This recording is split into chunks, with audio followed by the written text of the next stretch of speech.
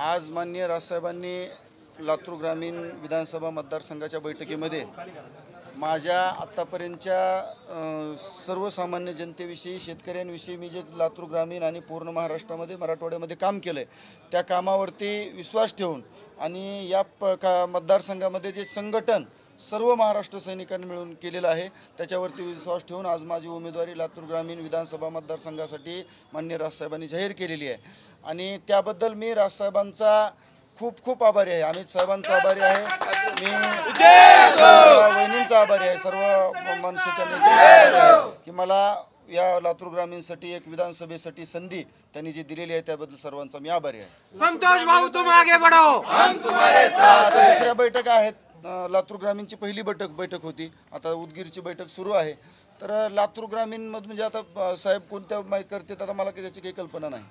ग्रामीणमध्ये आणखीन खूप काही शेतकऱ्यांचे प्रश्न आहेत, कुठला प्रश्न महत्त्वाचा वाटतो आगामी विधानसभेसाठी? आता शेतकऱ्यांचा तसा तर आता सोयाबीनच्या भावाचा प्रश्न आहे, 4300 रुपये भाव आहे आणि त्या 4300 रुपये भाव म्हणजे शासनानं तसं तर 4992 रुपये हमी भाव जाहीर केला सोयाबीनचा, परंतु 4300 रुपये भाव सोयाबीन परवडतच नाही। काल शेतकऱ्यांनी लातूर ग्रामीणच्या निवेदन दिलं राजसाहेबांना आणि त्याच्यामध्ये सोयाबीनचा टोटल खर्च किती होतो, सोयाबीनला जवळपास एका एकरला 7 क्विंटलचा उतारा येतो आणि 7 क्विंटलला 7 चोक 28 म्हणजे 30,000 रुपये उत्पन्न होतं आणि जवळपास 28-29,000 रुपये खर्च होतो एका एकरला। त्याच्यामुळे सोयाबीन शेती परवडत नाही आणि आपल्या जिल्ह्यातलं प्रमुख पीक सोयाबीन आणि हरभरा आहे।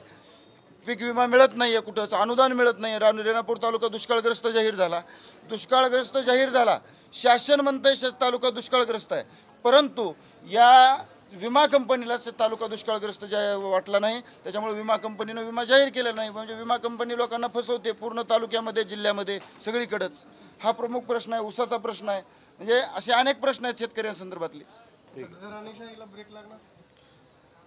जनतेला जर समजा जनतेने कामावरती फक्त आणि फक्त कामावरती मतदान केलं तर मला 100% खात्री आहे की फक्त आणि फक्त महाराष्ट्र नवनिर्माण सेनेचं काम मतदारसंघामध्ये जास्त आहे आणि त्या पद्धतीने मतदार झाला तर घराणेशाहीला 100% ब्रेक लागू शकतो।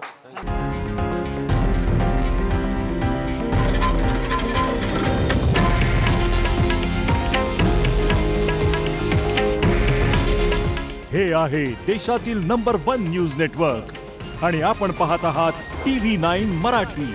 काळजी तुमची, हित महाराष्ट्राचं।